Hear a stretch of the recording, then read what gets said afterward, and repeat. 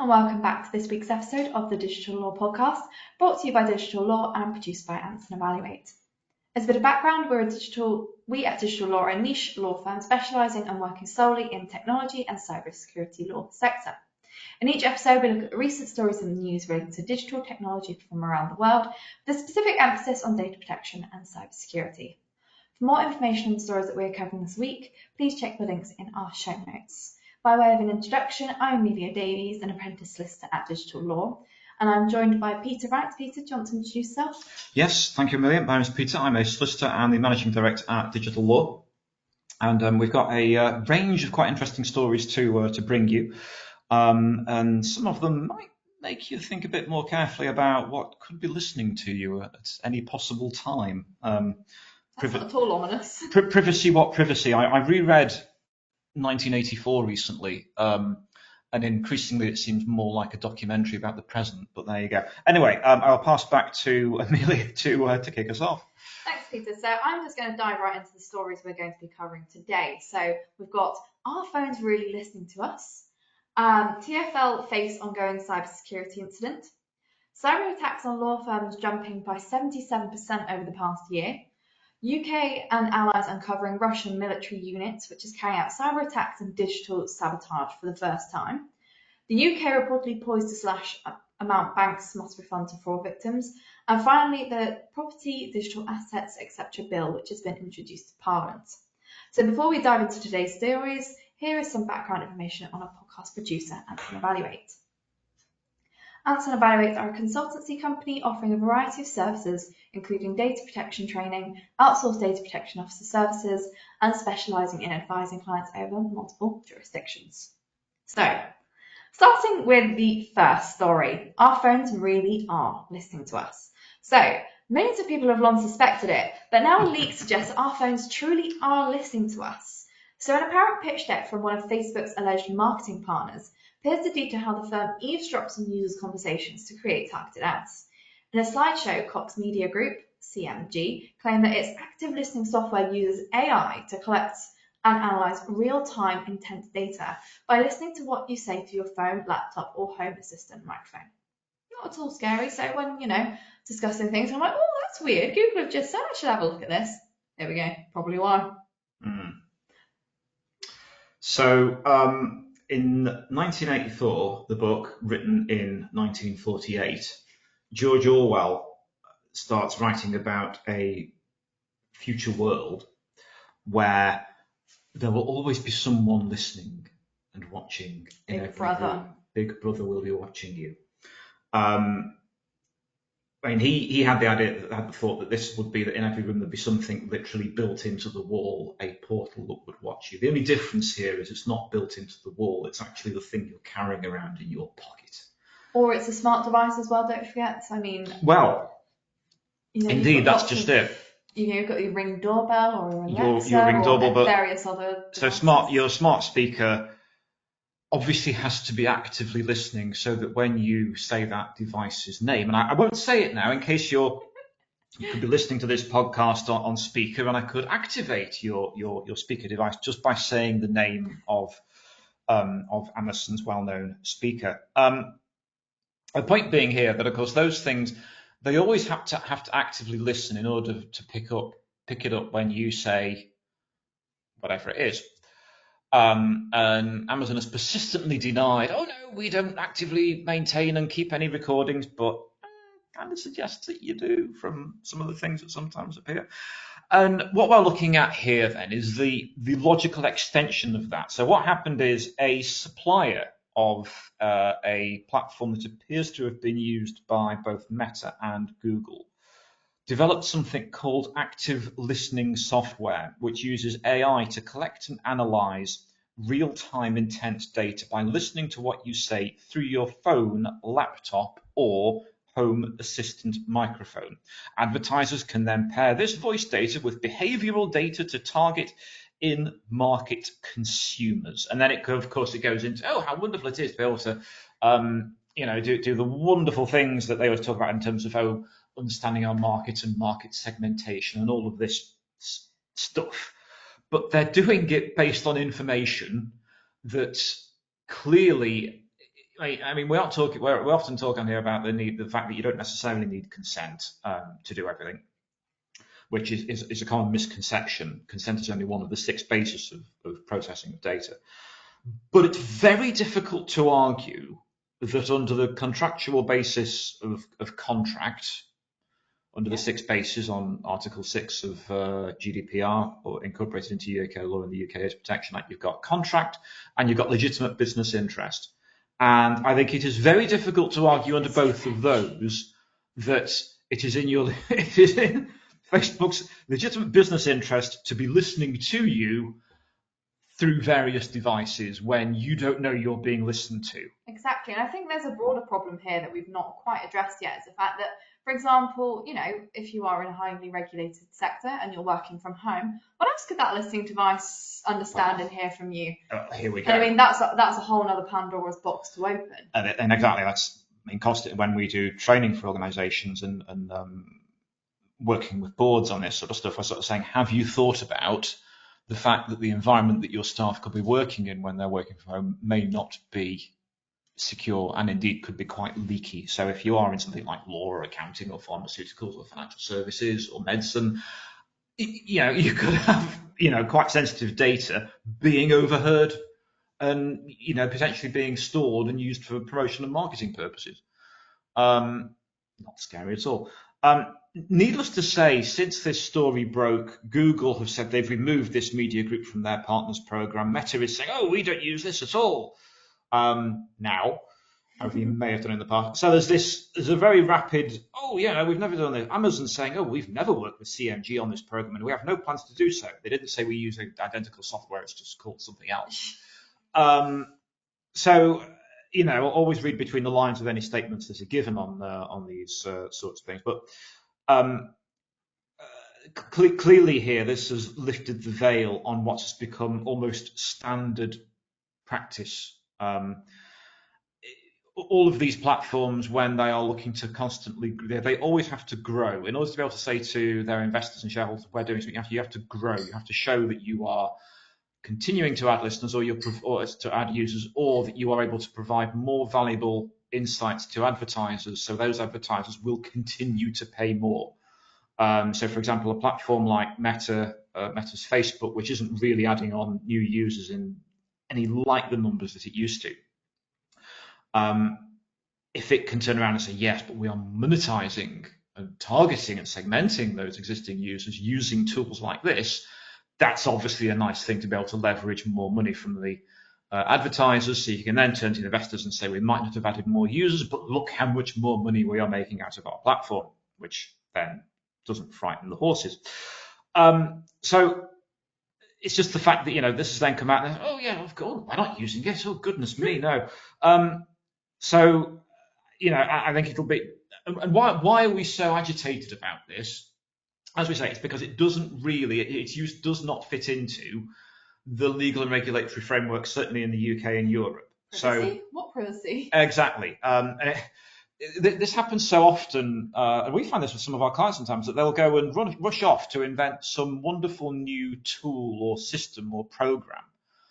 And they're already doing a proof of concept and designing and implementing it before someone in the compliance team has then run it past us, and we've gone, you need to check that you've done this first and that you've done that before. I mean, we aren't necessarily always saying no to things, absolutely not. We're always trying to find ways things can happen and can be supported.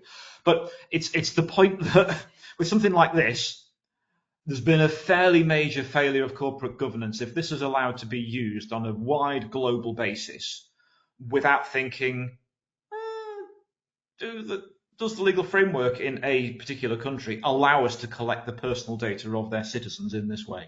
I reckon 9 times out of 10 it's going to be a hard no. Exactly. Moving on to our next story, we are looking at TfL. TfL face ongoing cybersecurity issues, and essentially this is where their computer systems have been targeted in a cyber attack. There has been a 17-year-old arrested in connection with the cyber attack. The teenager was detained in Warsaw, and he is detained on suspicion of Computer Misuse Act offences. He has been questioned by officers from the National Crime Agency and has been bailed. It's understood some customer data was compromised, including customer names and contact details. Some Oyster card refund data may also have been accessed, which could include bank account numbers, sort codes of around 5,000 customers. So not great here, and again we're seeing critical infrastructure being targeted, specifically London. But Peter, I'll hand over to you. Thank you for that. My mind wandered just because we sort of looked about the headline. The headline here from Sky News is that it's a 17-year-old male has been arrested, and I started to think this is very old-fashioned.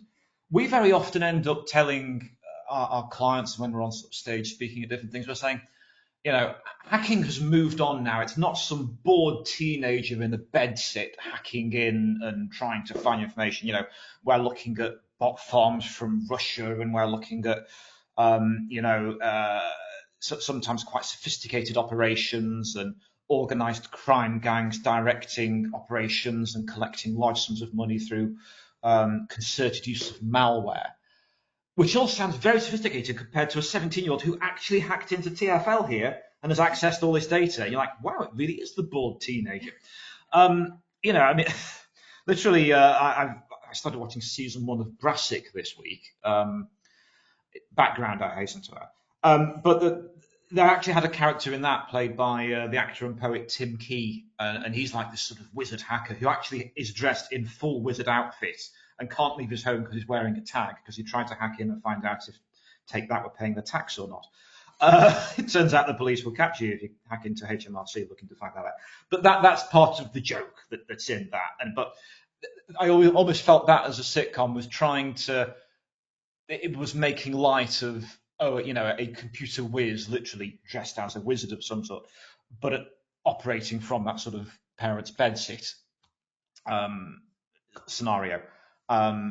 I say almost a way that doesn't happen yet in this instance it does. And narrowed it down to a 17-year-old in Walsall, and I know Walsall very well, and clearly I can imagine that 17-year-old male was very, very bored and had nothing else to do, so hacked into TfL instead and got hold of what we talk about, card refund data, which could include bank account numbers and sort codes of 5,000 customers. So, compared to kind of the usual doom and gloom where it's like, I think it's in the last couple of weeks where we've talked about 2 million customers and comparatively small, but this is the actions of what appears to be one 17-year-old. So, that's one 17-year-old. If you got a group of them together, what sort of action could they possibly take? And that we're going to visit in a story in a few bits' time. Yeah, and indeed, you then think, I wonder what will happen. 17-year-old first offence, could that potentially mean that they end up therefore back in their bedsit wearing a tag, which was the same as Tim Key's character in Brassic, but I digress. There we go. Okay, moving on. Thanks, Peter. So very closely linked. We are moving on to the next story. So cyber attacks on law firms jumped by 77% over the past year. So the number of successful cyber attacks against UK law firms rose by 77% in the past year to 954, up from 538 the year before, according to a new study of threats. So the chartered accountants Lubbock Fine said that the wave is driven by criminals seeing law firms as prime targets for ransomware attacks or blackmail. This is due to the sensitive personal and financial information that they hold, which hackers can sell on the dark web or threaten to publish on the internet. So this is not great, and particularly in light of the fact that a couple of years ago, the Law Society and CSC all got together, wrote an open letter to say law firms should not be paying ransomware attackers because you don't pay someone that's taking your information, because guess what? They might say, oh, thank you for paying us, we're still not giving it back to you, give us more money. And then what are you going to do? It's a vicious circle. And the funny thing here is that I know that the numbers will have climbed because there was one well-known supplier of IT services to law firms that was hacked last year. So that alone could be responsible for a large part of this hike in numbers.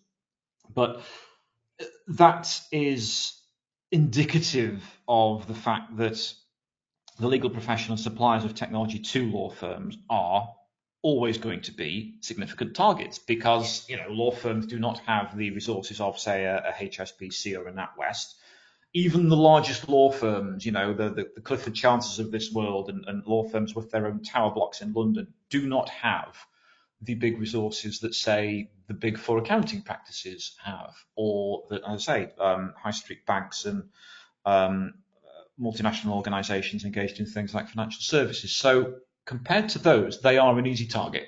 Yeah. And therefore, you can get hold of, as this story says, quite sensitive data that can be quite valuable, that can be very, very useful. And, criminals unfortunately find that law firms are an easy target. And I'm afraid to say, one of the reasons why law firms are an easy target is increasingly they are burying their head in the sand over this. So after that law firm software provider of software and storage to law firms was hacked last year, we actually organised a webinar for law firms and managers in law firms and compliance officers to run through what things they should be doing and how to make sure this doesn't happen to you, and lessons learned, all those sorts of things that are quite useful from a regulatory compliance perspective. So if you were having to deal with the SRA or the ICO on the back of this, it was incredibly useful. However, we weren't exactly inundated with registrations for that. Interestingly, this week we've also spoken to a leading provider of training services to law firms, and they've said, yeah, we can't sell us a webinar on cybersecurity for love nor money. No one's buying, no one's interested. I don't know if that means that law firms have been distracted by the shiny that is AI, and they're thinking, oh, that's, maybe they're just thinking if it's AI, it's not a security risk, or it's certainly a distraction. But for whatever reason, law firms are not bothering to even think about cybersecurity. And when the cyber attacks on law firms have jumped by 77% over the past year, the data suggests that they should be paying an awful lot more attention to the risks and issues around cybersecurity. Definitely, and it's like you say, we've even suggested to some clients that are like, we're not really that interested in it, Suppliers, we rely on our suppliers, and that's good enough for us. And actually, relying on your suppliers to not protect you from ICO fines or anything else that they might want to throw at you, because you should do your due diligence. I know several law firms that were without access to their client data for the best part of a month last year because of this. So if you think you can run your firm without that information, or then find yourself thinking, oh, maybe we should pay the ransom, that's not a situation you should want to find yourselves in. Furthermore, do not think that because you're insured, that means that it will cover the cost of a potential regulatory fine from the SRA or the ICO. Do not presume that insurance will cover you in all eventualities, and do not presume that insurance will even pay out. So don't just think, oh, we're paying that premium, that'll make it fine. Even if the insurer does pay out, guess what? Your future cybersecurity insurance premium will skyrocket. Yeah. So don't think, oh, I've got insurance, we don't have to worry. You do. And also there's the reputational damage. Money can't really fix that. If your clients or future clients have found out about this and don't think that you're trustworthy enough because you've had a major breach, then how are you going to repair that damage? Well, you're not. Bloated reputation, if you want that to follow you around. I mean, what was one of the things that knocked over Incenco law firm last year? Yes, there was bad management and a silly merger and all these things, but the fact still stands that they were in a very vulnerable situation because of a massive cyber attack that had taken down their systems, and they were then dealing with the commensurate liabilities and problems from that. So don't think that you're immune, and these sorts of things can't totally decimate your business. They will. Thanks, Peter. On that positive note, we'll move to our next story. So, UK and allies uncover Russian military units carrying out cyber attacks and digital sabotage for the first time. So, the NCSC and partners call out Russian GRU Cyber Actors Unit 29155 for a campaign of malicious cyber activities since at least 2020. So Unit 29155 is assessed to have targeted organisations to collect information for espionage purposes, cause reputational harm by the theft and leaking of sensitive information, deface victim websites, and undertaken systematic sabotage caused by the destruction of data. So it's the first time the UK has publicly exposed Unit 29155, also designated as the 161 Specialist Training Centre, as being responsible for carrying out malicious cyber activity, which is undertaken at least 2020. Since 2022, the group's overall aim seems to have been to target and disrupt efforts to provide aid to Ukraine, And today, the UK and allies can confirm that it was Unit 29155 specifically that was responsible for deploying the Whispergate malware against multiple victims across Ukraine prior to Russia's invasion in 2022. So quite a massive find here for the NCSC and allies. It is. I mean, you might be listening to this and thinking, well, hang on, we've always known that Russia is behind sort of digital offensive cyber attacks and sabotage. And indeed, we kind of have. We've known that Ukraine was hit by a large wave of cyber attacks both before and during the initial invasion last year, and continues to be on the receiving end of those. What's happening here is this is an article that's actually from the National Cybersecurity Centre, and they are saying in no uncertain terms, we know exactly which arm of the Russian state is engaged in doing this offensive cybersecurity, these offensive cyber attacks around the world. Yeah. And we've identified them, and we know who they are, and we know what they're doing. And that's the key thing here. It's the actual being able to stand up and publicly say, from an evidential perspective, we know that the Russian state is doing this, and this is exactly what they're doing, and this is who it is that they're carrying out against. Which is quite an interesting step. And we knew that there were certain groups. There's one here, GRU-related cyber group unit 26165, codenamed Fancy Bear. They were involved back in 2016 with the hacking of Hillary Clinton's campaign emails. Interesting. But the point is, we're now tying that back to, this isn't just some hacker collective in Russia. This is the Russian state. The GRU is one of those lovely Soviet-era acronyms that readers of Ian Fleming will be familiar with, like KGB. The GRU was an arm of the Soviet state that I must admit I wasn't even sure it still existed until reading this. But there you go. It certainly does, and it still gets up to some of the rather dodgy things that we used to read about in spy thrillers from the 1960s. So, but in this instance, they're not engaged in battles of espionage and subterfuge in the darker parts of behind the Iron Curtain and things. Instead, this is all taking place online, and from this, it looks like they're acting largely with impunity. They're carrying out these attacks around the world. To quite a great extent, and continuing to do so. The other thing here is that the NCSC director is saying that Russia is targeting these offensive capabilities at countries like the UK, who are continuing to provide support to Ukraine, and they are directly targeting the methods by which countries are trying to support Ukraine. So where, for example, aid is being supplied to Ukraine, as well as arms and other resources, they are deliberately targeting that through offensive cyber warfare, cyber attacks. Thanks, Peter. So moving on to our next story, the UK is reportedly poised to slash the amounts banks must refund to fraud victims. So the planned maximum amount that banks will have to refund victims is going from $415,000 to around $85,000 after strong lobbying from lenders, fintechs and some politicians. Fraud in the UK payment industry has soared in recent years with a sharp rise in authorised push payment scams, which often involve email accounts being hacked to trick people into sending money to bank accounts operated by criminals. Measures were announced last year requiring banks and payment firms to reimburse those scams, and at the end of last year, the payment system regulator said it was leading the way globally on combating APP fraud and could confirm the maximum level of reimbursement per claim will be set at $415,000.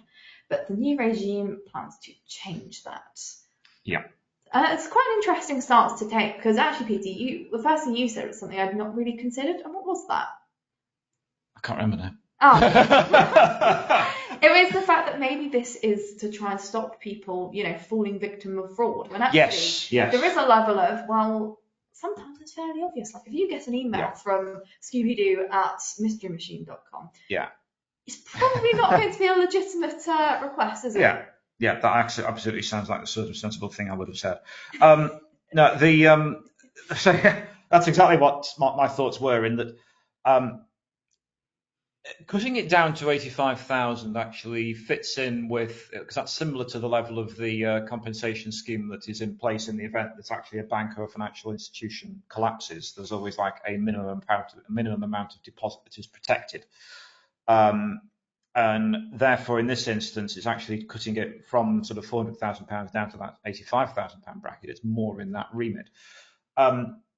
Perhaps it is designed to say to someone, before you transfer hundreds of thousands of pounds to what you think is a really sound crypto investment, that you stop and check that it isn't just actually going to some fraudulent scheme operated by somebody somewhere.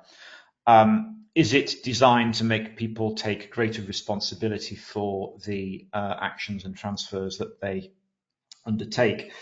Is it designed to make intermediaries who might think they're receiving genuine instructions from a customer or client, stop and check with more rigor any transactions that are at that sort of 5 figures or below sum? Could it have been that if you keep it at 400,000, there is a certain more laissez-faire attitude that suggests, oh, if it's lost, it doesn't matter because we will end up being compensated through the scheme? That could be the case, though I am hypothesizing at this point. But it's interesting as well. The slightly hysterical tone of this article suggests, oh, this is being massively cut, when really this was only an amount that had been suggested that should be awarded by the Payment Services Regulator anyway at the end of last year. It's just the government now saying, well, okay, we'll implement it, but actually we'll probably implement it at the level of 85,000 rather than 400,000 plus. Yeah. But the very real knock-on effect is it's therefore saying to anyone involved in moving their property and assets around to think very, very carefully on any transaction, really, because really you shouldn't be then relying on this refund system to help you out. You need to take responsibility and agency for the decisions that you're taking with regards to transfers of that nature. Precisely. Moving on to our final story of today. So we are looking at the Property, Digital Assets, etc. Bill introduced to Parliament. So the creation of a new category of legal thing is among the measures in the draft legislation introduced to Parliament today. Under the Property, Digital Assets, etc. Bill, digital holdings including cryptocurrency, non-fungible tokens such as digital art and carbon credits can be considered as personal property under the law. Previously, digital belongings were not definitively included in the scope of English and Welsh property law, leaving owners in legal grey area if their assets were interfered with. The new measure follows the recommendations of the Law Commission's 2023 report on digital assets, which recommended that the creation of a new category of legal thing alongside things in possession and things in action. The new law will therefore also give legal protection to owners and companies against fraud and scams, or helping judges deal with complex cases where digital holdings are disputed or form part of settlements, for example, in divorce cases, the Ministry of Justice has said. So this is quite interesting and also kind of loosely relates to the previous story. Yes. I think it certainly has not received a lot of media credit given the size of the story. Indeed. This is a tiny sort of 4-paragraph story tucked away in the back of the Law Society Gazette, which for such a massive change is rather surprising that it simply isn't receiving much or any coverage. Given the implications of it, as it's, this is saying here that it would allow, for example, items of cryptocurrency, NFTs, etc., to be treated in the same way as property and chattels in a divorce. Yeah. You're putting things on exactly the same level in terms of how they would be legally recognised. I love the way in this article it keeps referring to a new kind of speech marks thing, close speech marks. You almost think it's been written by Jeremy Clarkson or something, who leaps around Diddley Squat Farm saying, I did a thing. This kind of is reminiscent of that. And in this instance, this is, it's a bit of an example, really, of, this has taken a report from the Law Commission in 2023 looking at digital assets to say, maybe we should look at, putting certain digital items to have a level of parity alongside physical property. And then that's finally being done now in 2024, when arguably... I'd say cryptocurrency, NFTs, etc. probably the least talked about. Yeah, the boom in ownership of NFTs. We're going back before COVID for that, aren't we? We're going back to sort of 2016, 2017. Yeah, I mean, post-pandemic, we were still talking about it, We but were, certainly it's gone from crypto talking to now like AI, and that's yeah. kind of the talking point in the news in terms of tech at the moment. Yeah, I mean, that whole sort of idea of Web3 and everything, that's kind of already receding a little bit into the rearview mirror. But Yeah. still, it's just only now is the British legal system turning round and making this great acceptance that, oh, this stuff, actually, we might want to make sure that certain rights are associated with it. There's no time like the present, is there? No, and that's exactly it. It's taken a good few years for it to actually finally catch up, and that's on why things don't take so. That's on why things take so long to get through, because you've got all the lobbying, you've got to jump through all the hoops, and by the time it gets through, is it still relevant? Maybe not, but certainly not talked about as much anyway. No. I mean, this is the sort of stuff that, if anything, it does surprise you a little bit that our legislators in Parliament weren't pressing for this sort of stuff. You'd have thought the issues with regards to how it's impacting, how people, there will be hundreds of thousands, possibly even millions of people in this country alone who have had issues with regards to properties that is held in digital assets for years now, and yet no one was mildly pushing for this in Parliament or saying this would be a thing, or lobbying the government, the Department of Culture, Media and Sport, which includes the digital brief. No one was pushing for this wildly until the Law Commission has turned around and made the recommendation. So it does make you, sometimes sort of question the legislative sausage machine that produces the product at the end. Why has this taken so very, very long? But better late than never, I suppose. So that was our last discussion of the episode. And if you have any questions about anything that we've talked about today, please email us at admin@digitallawuk.com. A summary of today's stories are available on our website, as well as the links to the original stories containing more information.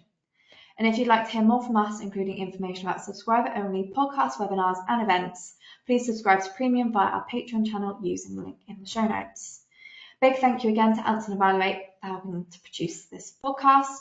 And if you'd be interested to hear more about Anson Evaluate services, please take a look at their website that you can find at www.ansonevaluate.com.